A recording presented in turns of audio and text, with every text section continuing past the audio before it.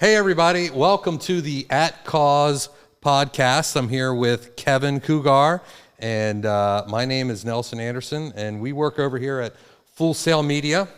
Thanks for joining us. Well, Kevin, what are we going to talk about today? It's our third podcast, and we're talking about what to do when things get effed up, when things get messed up. Yeah, that happens sometimes, right? From a manager's perspective, from a customer's perspective, from an employee's perspective, from all three perspectives, what to do when things hit the fan. All right. But before we talk about things getting hit by the fan, I wouldn't let this moment pass. This is a really special time for you right now, right? I mean, what's happening this weekend? This weekend I'm getting married. Yay! On Saturday. Come rain or shine. Well, congratulations. I look forward to being there and supporting you. I'm excited. So I'm excited as well. I didn't know what goes into planning a wedding. It's the biggest project I've ever planned. And it's a small wedding. I'm most excited for you to be less stressed out. Yes. That's what I'm most excited I just for. want to get it done with. I hope my fiance never sees this podcast. I just want to get it done with. And love is obviously in the air because we just found out Devin is engaged. Devin, congratulations. Yes. So, all right, we got that out of the way. It's been too long since we've done this. We do have to talk about that. We have to do this more regularly, Kevin. So, can you tell me? I want to know biggest F up you've experienced in your career. Oh, biggest F up in my career. I got two big F ups, and I'm going to quantify them. And I chose a wrong place to go, a wrong company to go work for. Got it. So that was after I did 5 years at a government IT reseller, and had a great place to work there. Some things happened, and I ended up jumping ship before the ship went down, right? Mm. And so I went to a competitor of theirs, and it was absolutely the worst place I could have chose, the absolute worst place. So as far as career choices, and it was worse because of culture, because the office was gross and dingy. It was like a dorm, like a dude's dorm, right? Got it. It stunk a little bit. I was on a folding chair and folding table that I shared with somebody else, trying to sell $1 million software projects. It just wasn't working. So, and then the second one, I was telling the team this the other day, was in the print world. This was probably about 8 years ago. It was when we first got into doing wide format. I was running the equipment, and I had printed on this material that was mesh, right? Mm-hmm. It was this banner material. You'll see it in construction sites where they cover up all their mess and what they're doing. So this is the first time I had printed this, and it was a big order, and I had to stay all night to print this thing.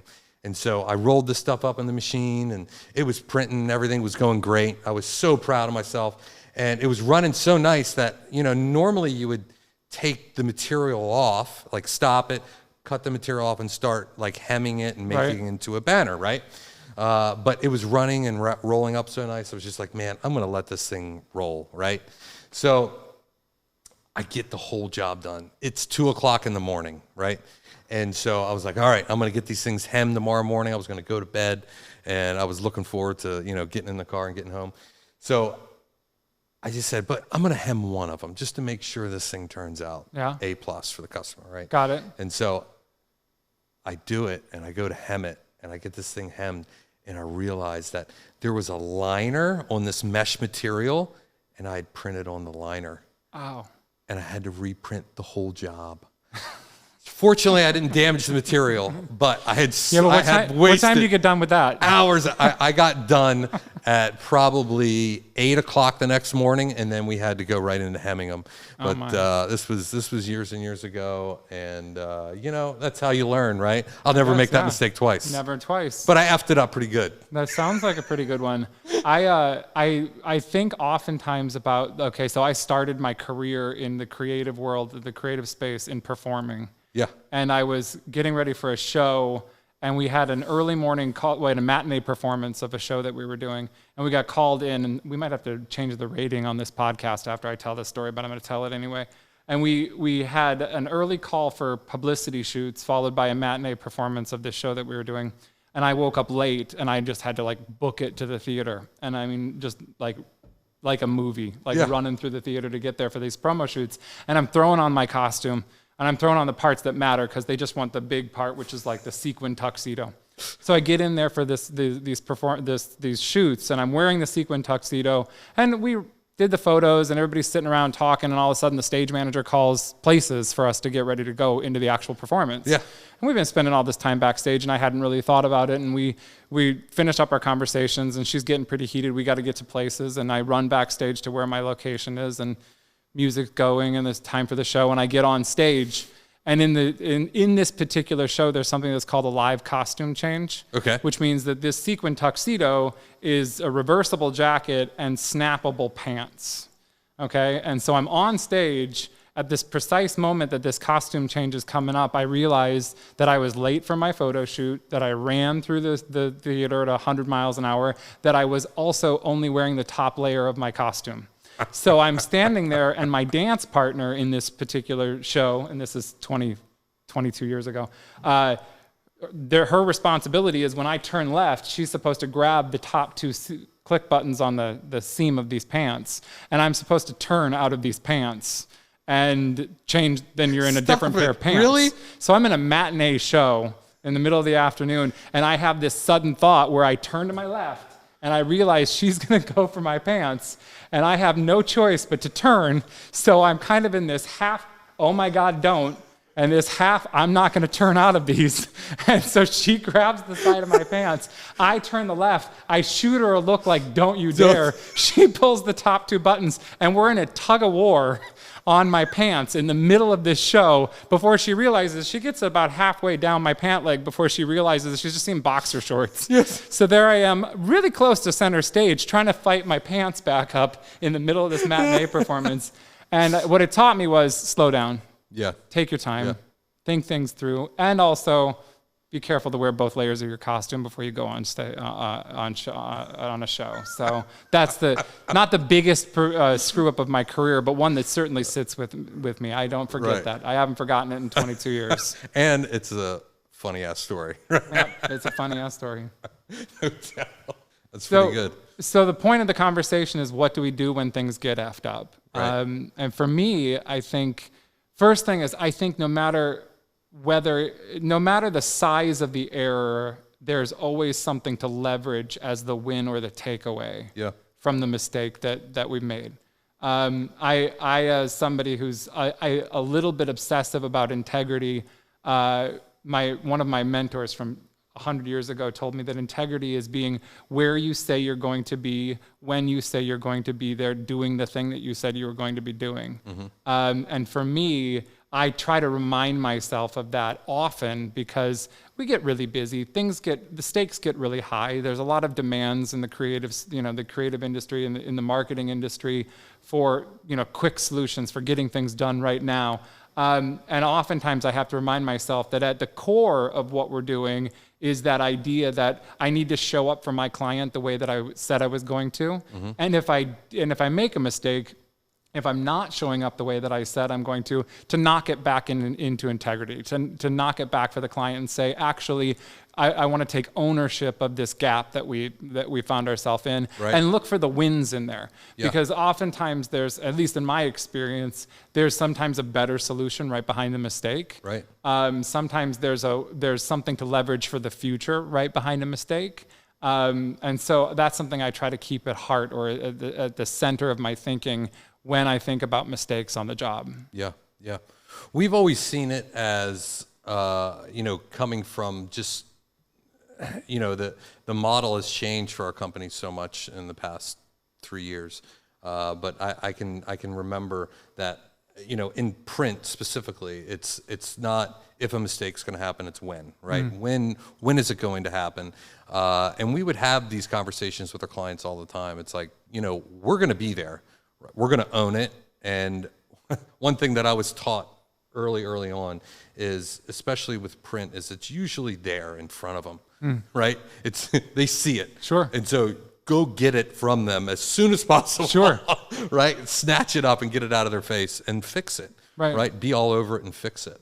And it's how you handle the F-ups is how the relationship is going to, it's the relationship trajectory. So it can build relationships stronger and stronger.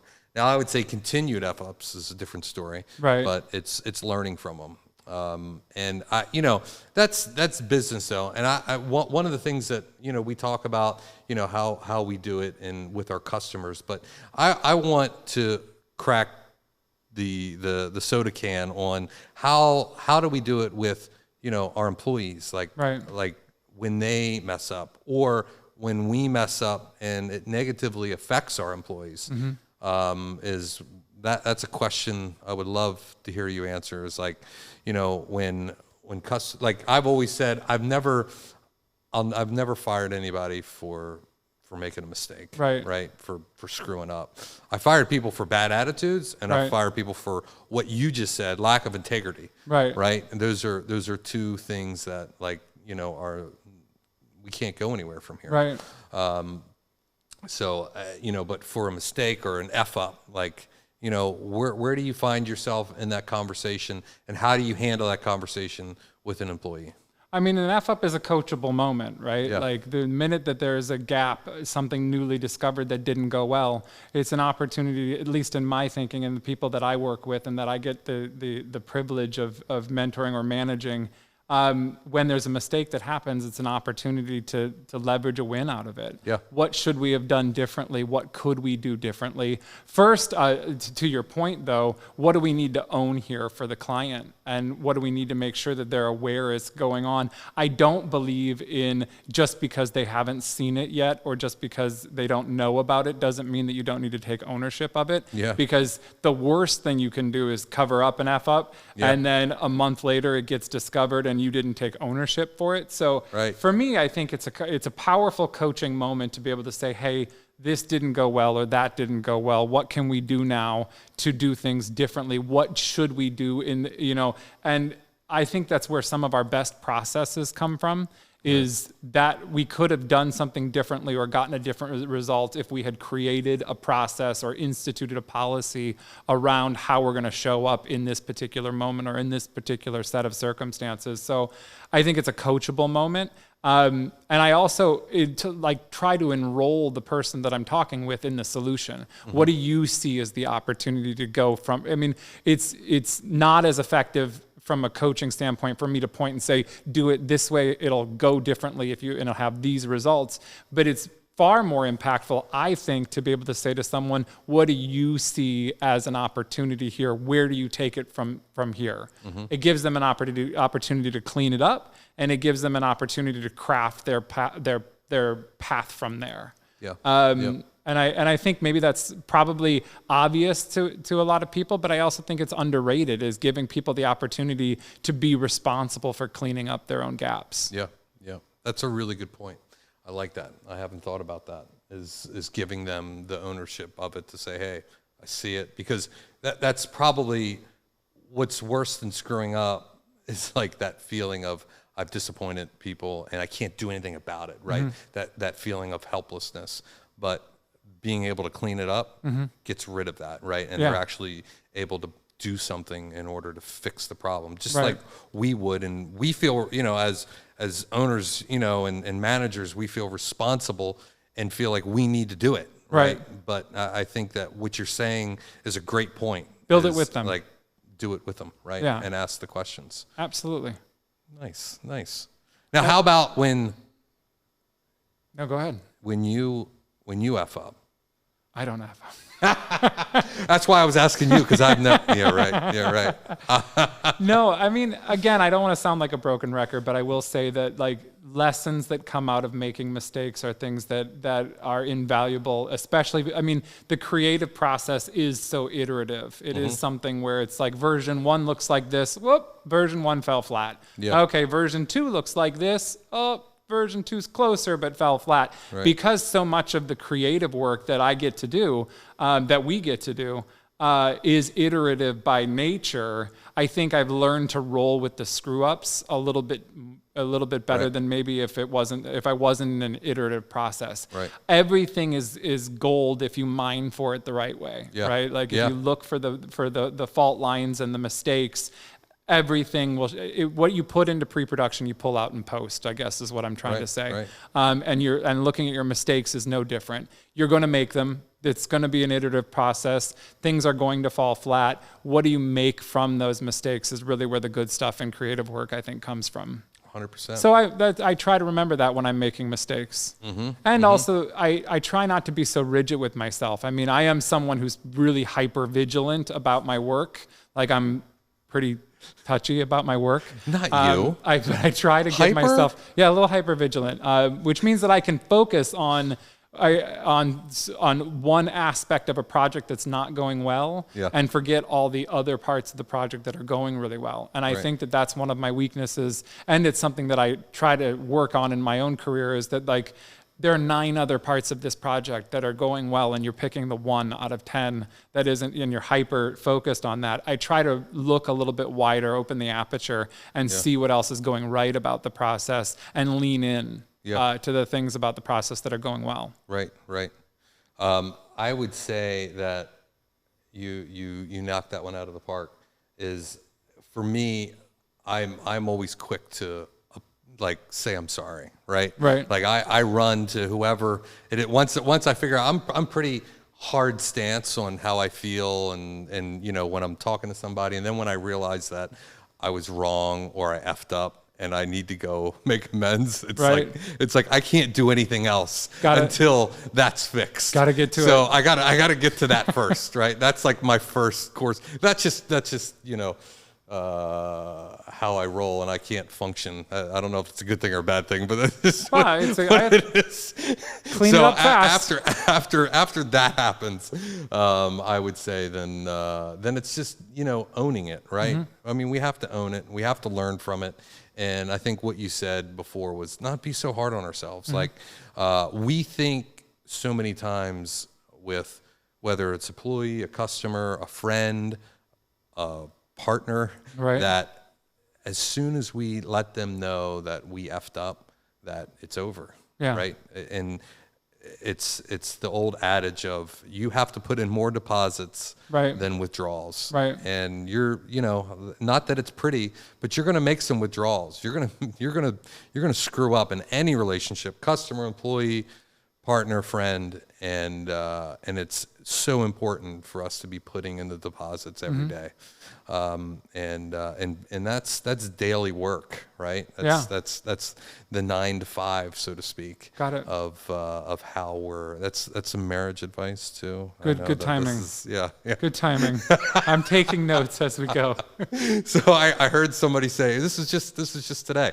I was watching another podcast. I forgot what it was, so sorry, I'm not going to give it credit. But he talks specifically about. We all want to think life is about drinking margaritas in Jamaica or on an island somewhere, right? But that's a moment. That's a highlight reel, right? That's one moment, but that's not life. Right. Life is sitting down at the breakfast table. Life is how your partner welcomes you home when you come home from work. Right. And that 10 minutes, that 30 minutes, that hour at dinner, and getting those right will make 80% of your life great. Wow. But it's the daily work in order to get those done. So I don't know how we got sidetracked into that. But I mean, I thought it was a great segue. I'm taking marriage advice. But making those little moments, those interactions, and making the essentially deposits, right? Deposits into the relationship. That goes with customers. That goes with employees. That goes with friends and partners. So. Can I take a hard right on that point? Yeah, I'm curious. When we talk about, I mean, we're marketers and we're our clients' partners, and we're talking about mistakes that we make and mistakes that our employees make. I'm curious what you see when we can see sometimes around a corner that our client is making a choice that we would not make, that may go south on us. Right. How do you approach that when you see a client is either has made an error or is about to make an error, not in their best interest. How do you express that without turning the client off or causing damage in the relationship? I think it goes back to what we just said, is making, like with all of our clients, we have a plan. We identify what we're trying to accomplish, what they're trying to accomplish. And we work the plan, and we just had one. It got sideways on us. Right. And you, of all people, did a tremendous job with, not you of all people. Of all people. You of all people.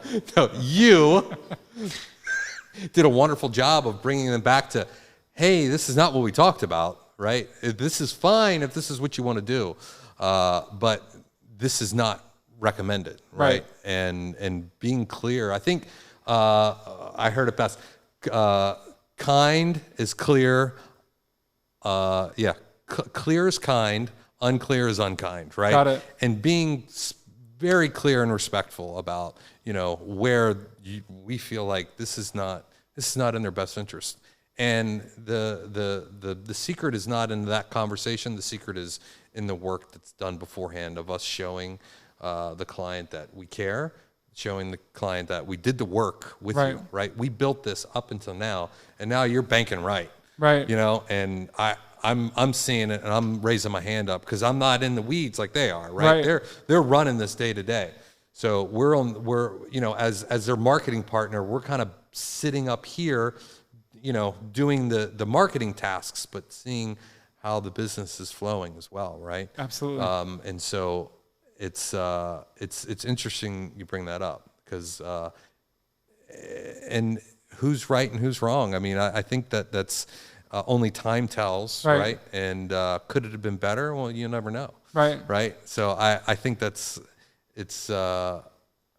I think it only earns respect when you just speak clearly.